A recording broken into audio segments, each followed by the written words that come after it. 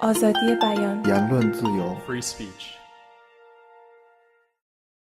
Of course, we know that in some circumstances, speech has played a part in terrible events.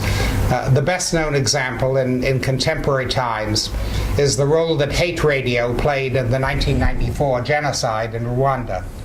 Radio broadcasts were employed by those who carried out the genocide to incite hate by describing the Tutsis as cockroaches who had to be wiped out, and to organize the genocide as by identifying places where Tutsis were taking shelter.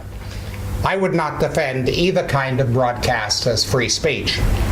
So far as the broadcasts are concerned that organized the genocide, they seem to me to be inextricably tied to the act of killing.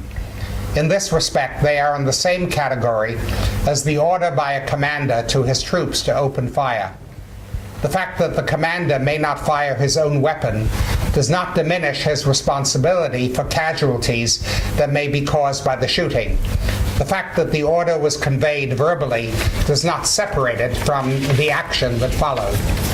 The situation with respect to the broadcasts that incited hate speech, that incited hate, seems to me different.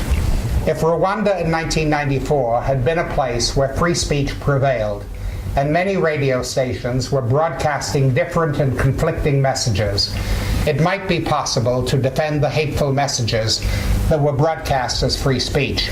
But that was not the case. No contrary point of view was expressed or could be expressed on Rwandan radio and television at that time.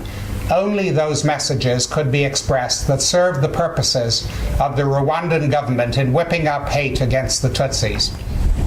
It is not appropriate to defend as free speech those things that are said by those given the exclusive power to communicate. The concept of free speech requires that it should be possible also to communicate every other point of view. It seems likely that the powerful impact in Rwanda of those broadcasts that incited hate is attributable in some measure to the fact that this was the only message that could be heard.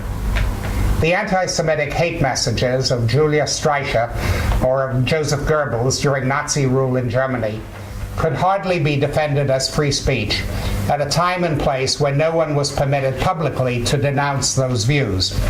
On the other hand, and here I come back to the Skokie matter, on the other hand, when a small group of Americans calling themselves Nazis attempted to march through Skokie, Illinois 35 years ago in uniforms that evoked the views of Goebbels, the circumstances were entirely different.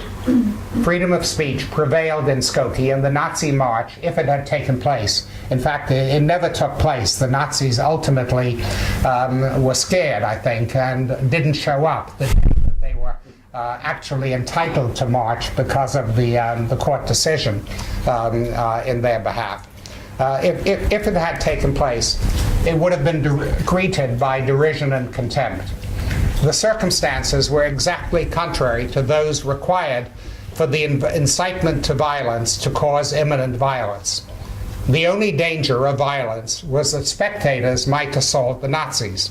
It was up to the authorities to prevent such violence, and as they had adequate notice of the proposed march, they were well prepared to meet this responsibility.